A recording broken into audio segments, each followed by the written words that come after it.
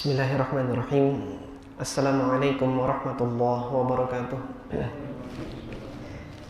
Innal hamdalillah nahmaduhu wa nasta'inuhu wa nastaghfiruh wa na'udzu billahi min shururi anfusina wa min sayyiati a'malina. Man yahdihillahu fala mudilla lahu wa man yudlil fala hadiyalah. Wa asyhadu an la ilaha illallah wahdahu la syarikalah wa asyhadu anna Muhammadan abduhu wa rasuluh.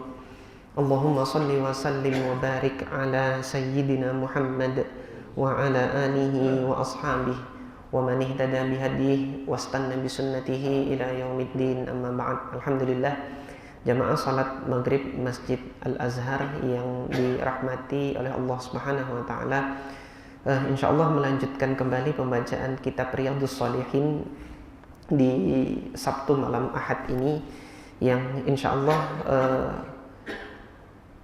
yang akan kita baca adalah bab yang baru, yaitu bab Al-Mujahadah, bab yang ke-11 di dalam kitab Riyadhus Shalihin ini, setelah pada pekan lalu kita telah membaca hadis Anas ibn Malik radhiyallahu taala anhu yang menceritakan hadis Abu Hurairah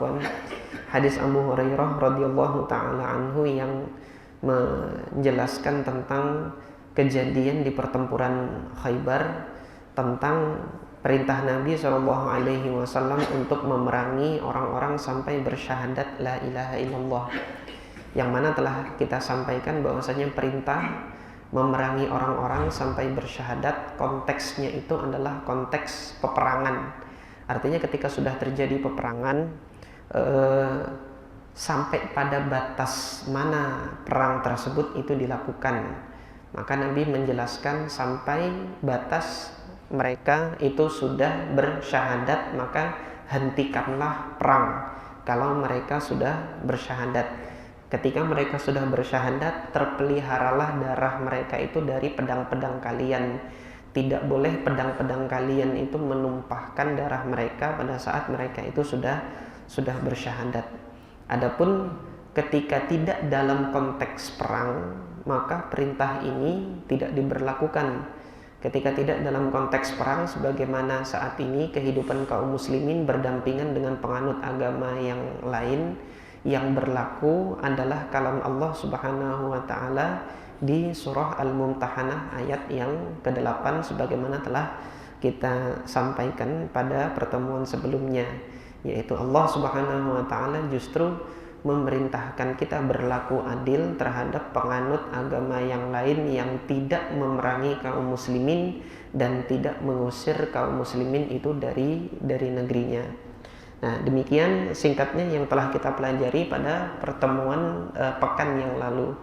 Kita memasuki bab yang baru, yaitu bab yang ke-11. Bab ini diberi nama atau diberi judul oleh Al-Imam An-Nawawi dengan bab Al-Mujahadah. Al-Mujahadah ini terambil dari kata jihad. Jahada yujahidu jihadan wa mujahadatan. Ya, artinya jihad itu secara makna bahasanya adalah bersungguh-sungguh gitu. Al-Imam Al-Baghawi rahimahullahu ta'ala menafsirkan makna dari mujahadah. Beliau mengatakan al-mujahadatu as-sabru ala ta'ah, bersabar dalam melakukan ketaatan kepada Allah Subhanahu wa ta'ala. Ini yang dikemukakan atau ditafsirkan oleh Al-Imam Al-Baghawi rahimahullahu ta'ala. Dan sebagai dasar dalil, Al-Imam An-Nawawi rahimahullah untuk pertama kalinya membawakan surah Al-Ankabut ayat yang ke-69. Al-Imam An-Nawawi rahimahullah mengatakan qala Allah ta'ala, Allah Subhanahu wa ta'ala berkalam, walladzina jahadu fina, orang-orang yang berjihad di dalam kami, itu di dalam jalan kami ini, lanahdiyannahum subulana, sungguh akan kami berikan petunjuk kepada mereka tentang jalan-jalan kami. Jadi kami tunjukkan jalan-jalannya ketika mereka itu sudah sungguh-sungguh. Wa innallaha lama'al muhsinin, dan sesungguhnya Allah senantiasa bersama dengan orang-orang muhsin, yaitu orang-orang yang senantiasa berbuat baik. Surah Al-Ankabut ayat ke-69.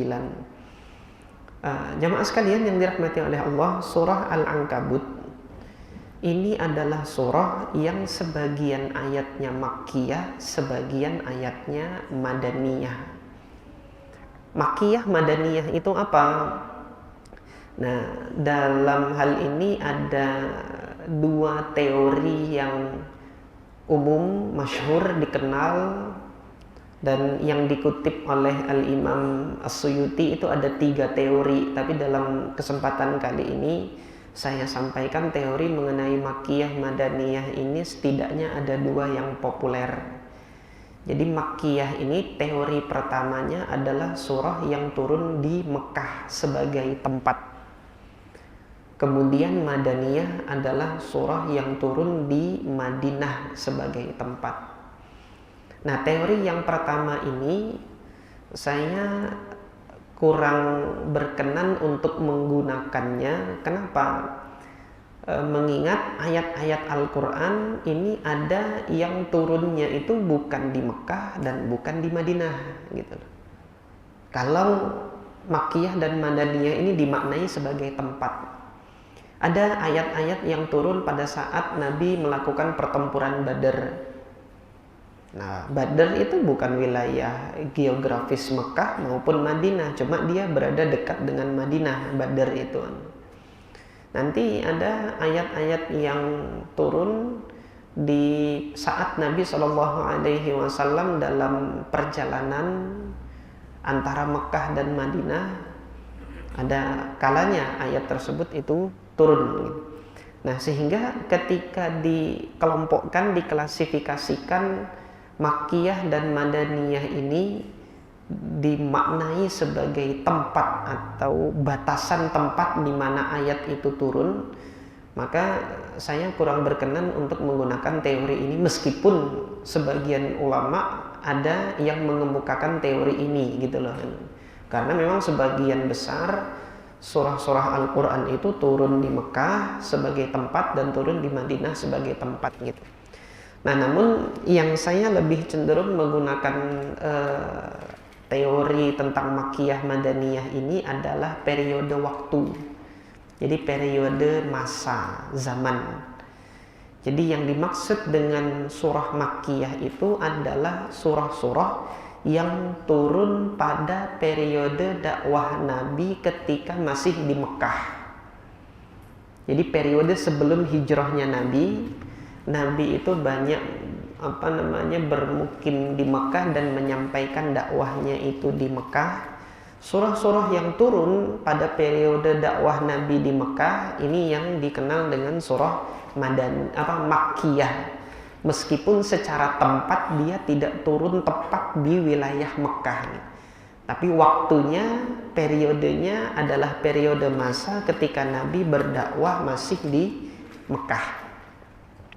Sementara surah Madaniyah adalah surah-surah yang turun setelah periode dakwah Nabi di Madinah gitu. Periode dakwah Nabi di Madinah ini ditandai dengan peristiwa hijrahnya Nabi dari Mekah ke Madinah. Jadi nanti ayat-ayat dan surah-surah yang turun ketika Nabi berdakwah di Madinah, inilah yang kemudian dikenal dengan surah Madaniyah. Meskipun surah tersebut nanti turunnya di Mekah. Contoh surah surah Al-Maidah. Itu kan ayat yang ketiga yang turun itu al-yawma akmaltu lakum dinakum wa atmamtu alaikum ni'mati wa raditu lakumul Islam madina.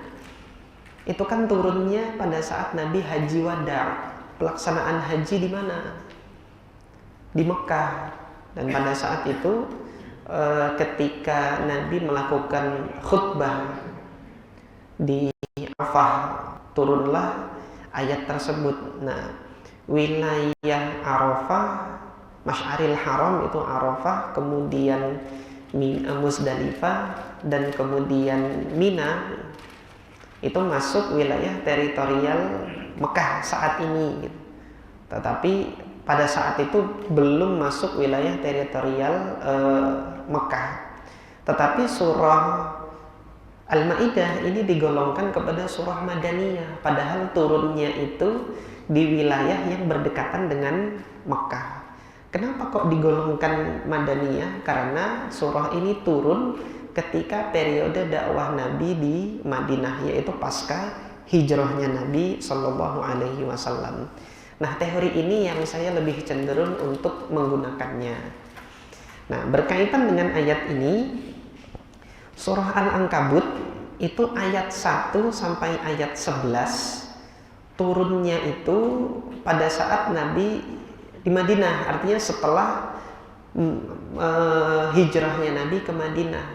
Sisanya nanti ayat 12 sampai ayat 69, ayat yang terakhir di surah Al-Ankabut ini, dia sudah turun lebih dahulu di Mekah. Nah, nanti di sini penafsiran, pemahaman terhadap ayat ini di mana gitu. Sekarang kita lihat di dalam ayat ini ada kata-kata jihad. Sementara ayat ini adalah ayat 69. Ayat 69 surah Al-Ankabut itu masih masuk kelompok ayat Makkiyah, yaitu turunnya sebelum Nabi hijrah ke Madinah. Kalau Nabi belum hijrah ke Madinah, belum ada perang. Artinya Allah belum memberikan izin untuk perang. Tetapi sudah turun ayat yang menggunakan kata-kata jihad. Pemahamannya di mana di sini, jamaah sekalian yang dirahmati oleh Allah? Kalau begitu ada jihad yang maknanya bukan perang, gitu loh. Nah, ini mengingatkan saya dulu ketika saya masih jadi santri gitu kan. Saat liburan saya ke kampung halaman ibu saya di Mojokerto gitu. Terus kemudian saya silaturahim kepada tokoh agama yang ada di kampung ibu saya di Jawa Timur di Mojokerto itu, dan ternyata pada saat itu sedang ada pengajian kecil-kecilan gitu loh.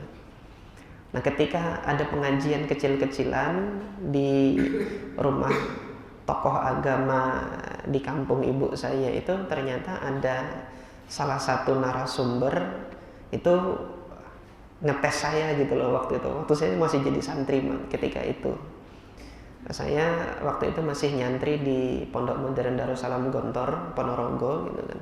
Ketika liburan ke rumah ke rumah nenek saya, waktu itu nenek saya masih hidup di Mojokerto, dan ketika silaturahim ke rumah tokoh agama tersebut, ada narasumber yang pada saat itu hadir di pengajian di rumah kecil-kecilan, ngetes di Gontor kamu diajarin jihad itu apa maknanya?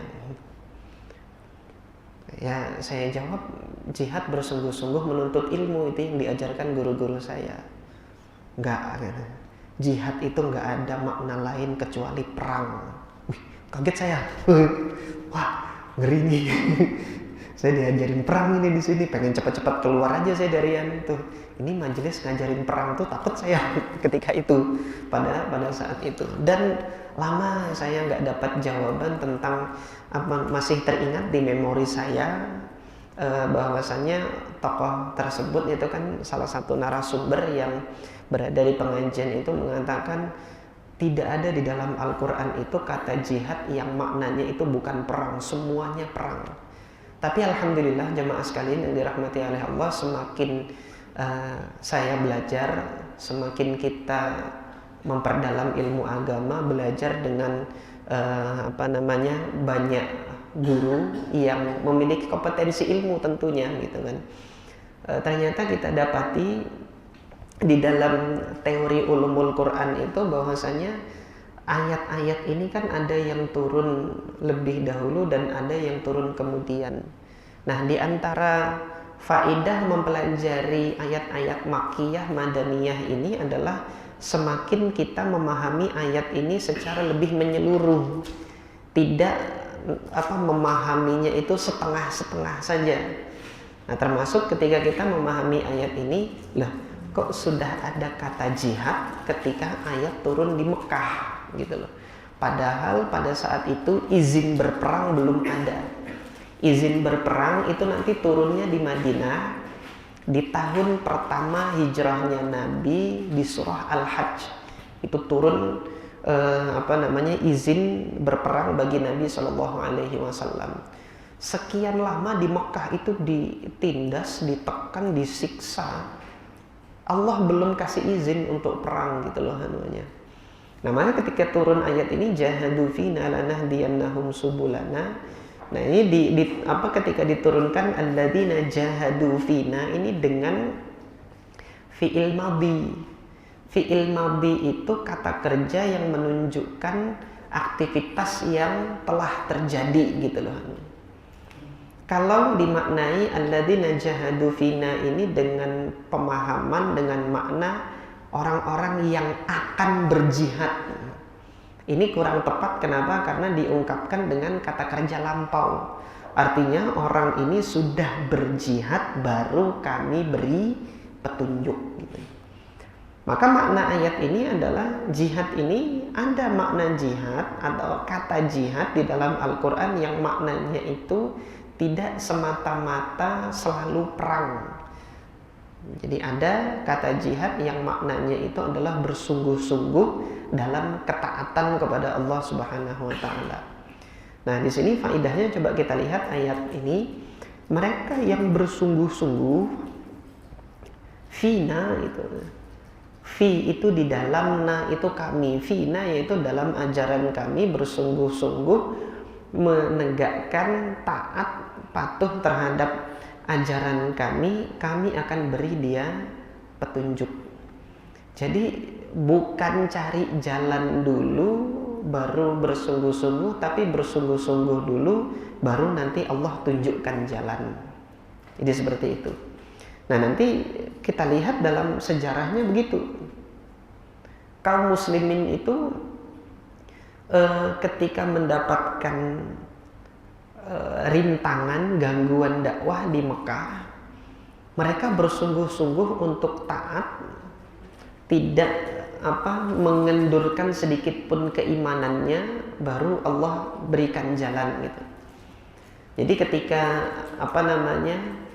dakwah terang-terangan itu dilakukan di Mekah, itu menghadapi rintangan yang besar dari kalangan kafir Quraisy, dihalang.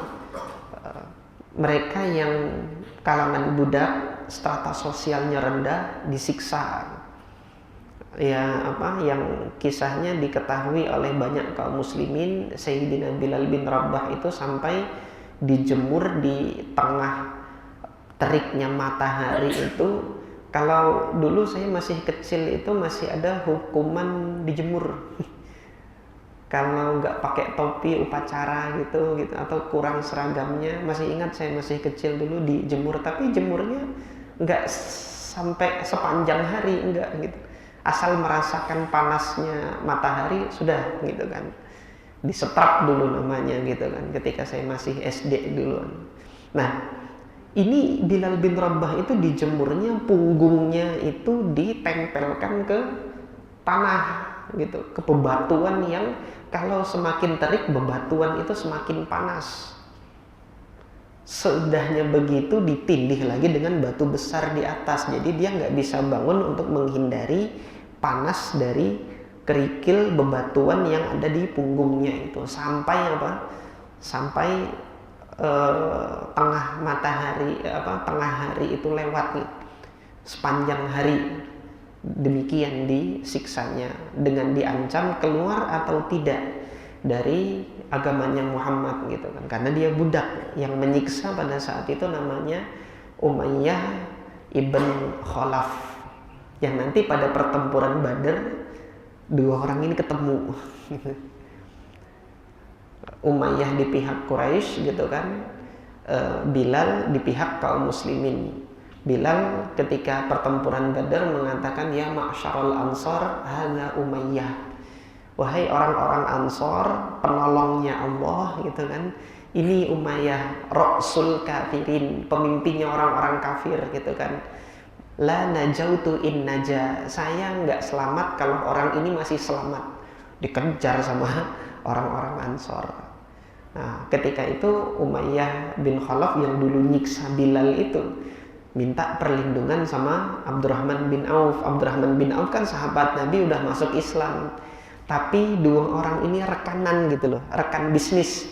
Abdurrahman bin Auf sama siapa? Umayyah ini. Umayyah masih kafir, Abdurrahman bin Auf sudah masuk Islam.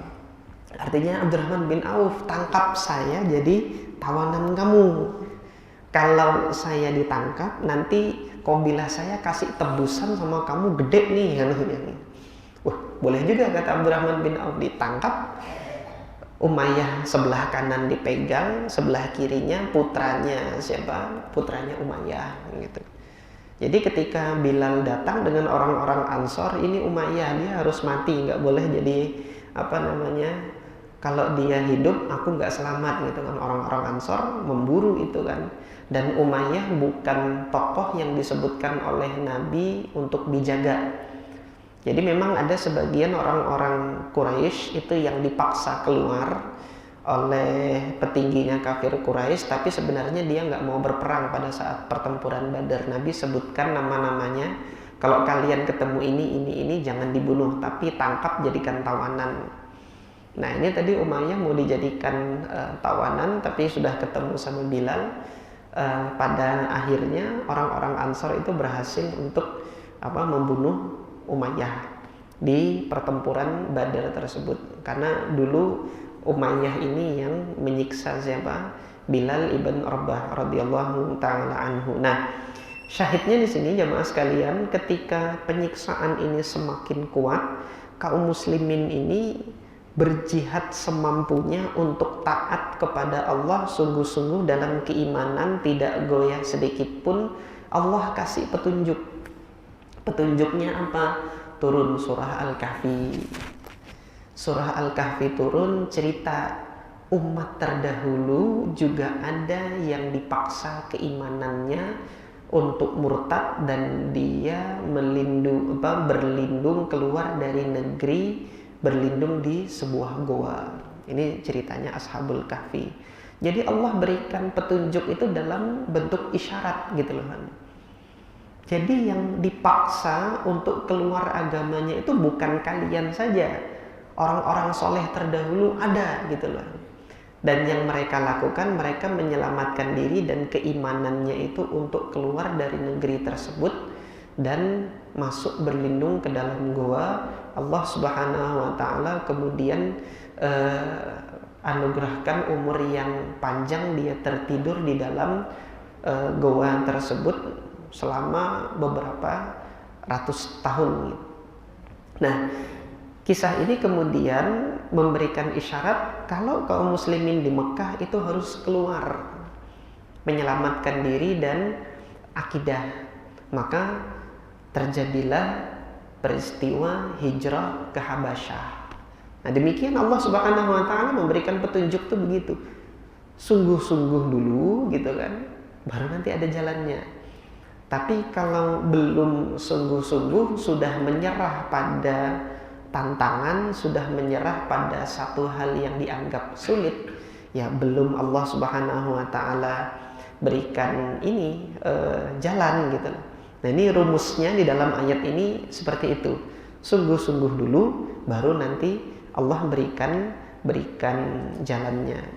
Nah, ini ayat pertama yang dibawakan oleh Al-Imam An-Nawawi rahimahullahu ta'ala.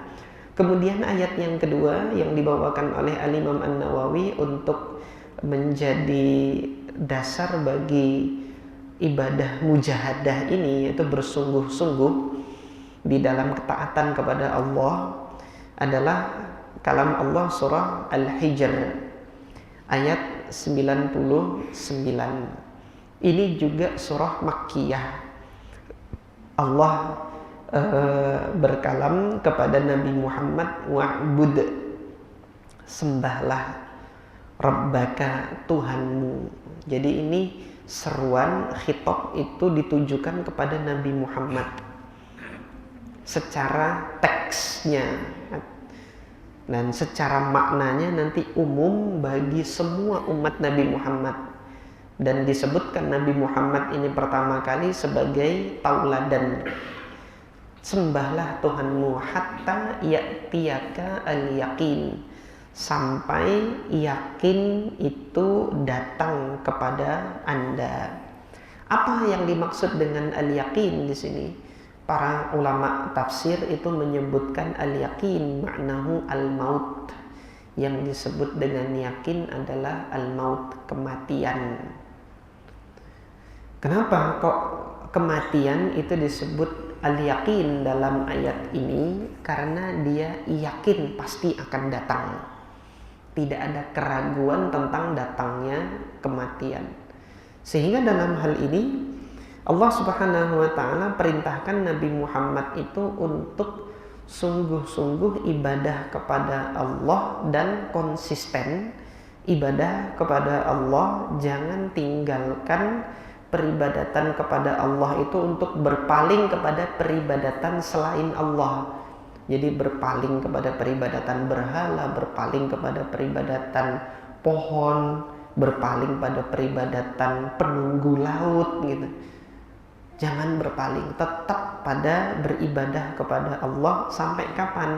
Sampai Anda mati. Ini yang menunjukkan makna mujahadah di sini. Yang dimaksud bukan mujahadah perang saja gitu. Dan mujahadah perang atau jihad perang termasuk di dalam keumuman ayat ini. Sehingga jihad itu umum, termasuk di dalamnya perang. Bukan nanti jihad itu khusus hanya perang saja, yang selain perang bukan jihad, enggak gitu. Tapi jihad itu semua perintah Allah Subhanahu wa ta'ala dilaksanakan dengan sungguh-sungguh, larangan Allah itu dengan sungguh-sungguh ditinggalkan. Ini jihad. Kalau perintah jihad, perintah perang ini datang, laksanakan pula dengan sungguh-sungguh gitu. Jadi demikian. Kemudian ayat yang selanjutnya yang dibawakan oleh Al-Imam An-Nawawi rahimahullahu ta'ala adalah surah Al-Muzammil. Wadhkurisma rabbika wa tabattal ilaihi tabtila. Sebutlah nama Tuhanmu wahai Muhammad, wa tabattal. Kemudian tabattal itu inqati' ilaihi, putuskan hubungan yang lain yang mengganggu Anda untuk berzikir gitu. Maksudnya apa? Fokus ketika berzikir, ketika ibadah kepada Allah, fokus yang mengganggu, sekiranya mengganggu ibadah, pinggirkan itu gitu. Pinggirkan hal-hal yang mengganggu ibadah. Sampai di sini kita ambil makna bahwasanya mujahadah atau jihad itu juga fokus. Masih ingat dulu kita pernah membaca hadis jihadnya Nabi Yusha bin Nun, penerusnya Nabi Musa. Itu umat Nasrani, umat Kristiani menyebutnya Nabi Yosua, Yusha bin Nun. Ini muridnya Nabi Musa alaihi salatu wassalam. Baru kemudian Allah Subhanahu wa ta'ala angkat dia menjadi nabi setelah wafatnya Nabi Musa alaihi salatu wassalam. Beliau memimpin perang. Nah, pada saat memimpin perang, dalam hadis yang sahih yang Nabi Muhammad menceritakannya itu kan, ghaza nabiyyun minal anbiya, salah seorang nabi dari nabi Allah itu berjuang, berperang, menyerukan apa pada saat itu? Jangan ada yang ikut pasukan saya, orang yang baru nikah dan kepengin untuk berbulan madu dengan istrinya. Nggak usah ikut. Kenapa? Nggak bisa fokus, nggak bisa jihad dia. Pinggir gitu.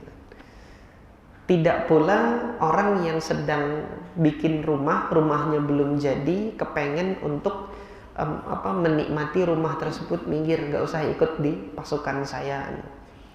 Itu kata Nabi Yusha bin Nun pada saat itu. Nah, maka dasar ayatnya itu Allah Subhanahu wa taala tegaskan di surah Al-Muzammil ini, tabattal, fokus, putuskan hubungan yang sekiranya mengganggu ketaatan kepada Allah itu dihilangkan. Dalam hadis yang sahih Nabi SAW pernah bersabda, da' ma yaribuka, tinggalkan perkara-perkara yang yaribuka. Yaribuka itu menjadikan Anda ragu-ragu. Maknanya adalah apa? Yang tidak ada nilainya, yang tidak ada faidah manfaatnya, tinggalkan. Ila ma la yaribuka, kepada hal-hal yang tidak meragukan Anda. Tidak meragukan itu apa? Sudah pasti pahalanya, sudah pasti diridhoinya oleh Allah. Nah, kita melakukan hal-hal sehari-hari kita ini dari bangun tidur sampai mau tidur lagi, itu kan kalau misalnya kita mau hitung, kita pertanyakan kira-kira yang kita lakukan ini Allah ridho atau mengundang keridhaan Allah, atau sekiranya pahalanya itu berapa sih kalau melakukan ini. Sekiranya nggak ada, udah tinggalkan itu. Itu kata Nabi, ma yaribuka ila mala yaribuka. Nah, ayatnya ini tadi, tabattal ilaihi tabtila, fokus untuk taat kepada Allah Subhanahu wa taala. Nah, surah Muzammil ini jamaah sekalian yang dirahmati oleh Allah Subhanahu wa taala, sekali lagi dia juga surah Makkiyah. Justru ini surah Makkiyah yang pertama kali turun. Pertama maksudnya merupakan yang paling pertama, karena Nabi Muhammad belum disebut dengan Nabi. Jadi di awal surah Nabi Muhammad dipanggil dengan panggilan Muzammil, yang berselimut. Sebelumnya Nabi Muhammad dipanggil dengan panggilan Muddathir, yang berselimut juga maknanya. Nah, setelah kedua surah ini turun, baru nanti Nabi Muhammad itu dipanggil oleh Allah, ya ayyuhan nabi, ya ayyuhar rasul. Seperti tadi di surah Al-Ahzab yang kami baca ketika sholat, Allah menyerunya ya ayyuhan nabi, wahai seorang nabi, gitu kan.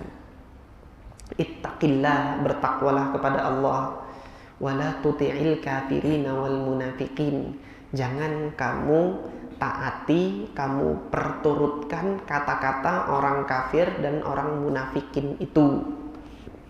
Ini seruan Allah sebagai pembuka surah Al-Ahzab, karena nanti di dalam surah Al-Ahzab itu ada perintah Allah kepada Nabi Muhammad yang menjadi bahan gunjingan orang-orang kafir dan orang-orang munafik yang berada di Madinah. Gunjingan orang kafir, yang kafir di Madinah pada saat itu orang-orang Yahudi, ahli kitab gitu kan. Dan kemudian orang-orang munafik, yaitu pengikutnya Abdullah bin Ubay bin Salul. Maka di dalam surah Al-Ahzab itu ada ayat perintah Nabi menikahi Zainab bintu Jahsh di dalam surah Al-Ahzab itu. Jadi di awal surah Allah panggil ya ayyuhan nabi. Ini sudah dipanggil dengan panggilan nabi. Nah, kenapa kok Allah beri isyarat jangan turutin kemauannya orang kafir dan orang munafik, nanti mereka mesti akan menggunjing Anda, membicarakan Anda, ngata-ngatain Anda gitu. Nah, kenapa kok dikata-katain? Nabi akan diperintahkan oleh Allah menikahi Zainab bintu Jahsh. Nah, masalahnya di mana? Masalahnya seperti ini jemaah sekalian.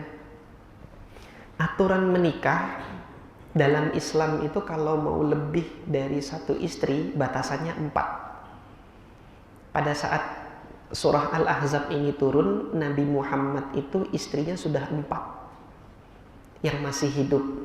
Tapi yang dinikahi oleh Nabi sudah 6, 2 meninggal. Gitu.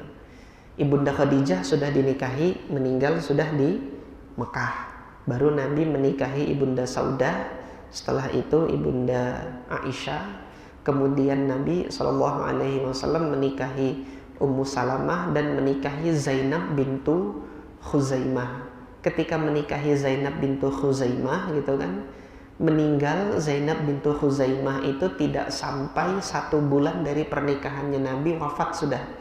Baru kemudian Nabi menikahi Hafsah bintu Umar ibn al-Khattab radhiyallahu taala anhuma. Sehingga istri Nabi sampai pada Nabi di tahun ke-5 Hijriah di perang Khandaq itu ada 4 sudah. Nah, Allah kemudian perintahkan Nabi Muhammad untuk menikahi Zainab setelah suaminya yaitu Zaid bin Harithah menceraikannya. Zaid bin Harithah ini budaknya Nabi yang dihadiahkan oleh Ibunda Khadijah gitu kan. Oleh Nabi dimerdekakan, kemudian diangkat sebagai anak. Ini dia diangkat sebagai anak Zaid bin Harithah. Sampai pada saat itu Zaid ini dipanggil dengan Zaid bin Muhammad gitu kan. Nah, ini Allah hendak membatalkan tradisi itu. Nggak boleh mengangkat anak dengan menasabkan yang bukan dari anak kandungnya gitu. Kalau mengasuh anak, merawat anak sampai dewasa boleh. Tapi ketika diangkat, dia dinasabkan kepada dirinya dan kemudian berhak mendapatkan waris gitu kan, ini nggak boleh. Allah Subhanahu wa ta'ala hendak membatalkan tradisi itu. Nah, untuk membatalkan tradisi itu, salah satu yang Allah tegaskan adalah bolehnya ayah angkat ini menikahi mantan istri anak angkat gitu loh. Jadi setelah diceraikan, Nabi SAW diperintahkan oleh Allah menikahi Zainab. Nah, ini jadi bahan gunjingan. Wah, nikahi mantunya sendiri gitu loh, mantan mantunya. Terus lebih dari 4 lagi. Oleh sebab itu, yang menikahkan Nabi dengan Zainab Allah langsung. Jadi tanpa wali, langsung Allah di dalam surah Al-Ahzab itu. Falamma qada Zaidun minha watara zawwajnakaha likai la yakuna 'alal mu'minina harajun fi azwaji adiyaihim idza qadaw minhunna watara. Kami nikahkan engkau itu dengan Zainab itu dengan istrinya Zaid setelah Zaid menceraikannya. Nah, ini yang karakteristik dari surah Madaniyah. Sudah dipanggil ya ayuhan nabi. Nah, masih di Mekah tadi masih dipanggil yang berselimut. Nampaknya sudah sampai Isya ya. Mungkin kita cukupkan sampai di sini terlebih dahulu jamaah sekalian yang dirahmati oleh Allah Subhanahu wa taala. Mudah-mudahan yang kita pelajari pada kesempatan malam hari ini bermanfaat dan mudah-mudahan Allah anugerahkan amal soleh bagi kita dan Allah anugerahkan taufik untuk kita berjihad dalam ketaatan kepada Allah Subhanahu wa taala. Aqulu qouli hadza wa astaghfirullah li wa lakum. Subhanakallahumma rabbana wa bihamdika asyhadu an la ilaha illa anta astaghfiruka wa atubu ilaik. Assalamualaikum warahmatullahi wabarakatuh.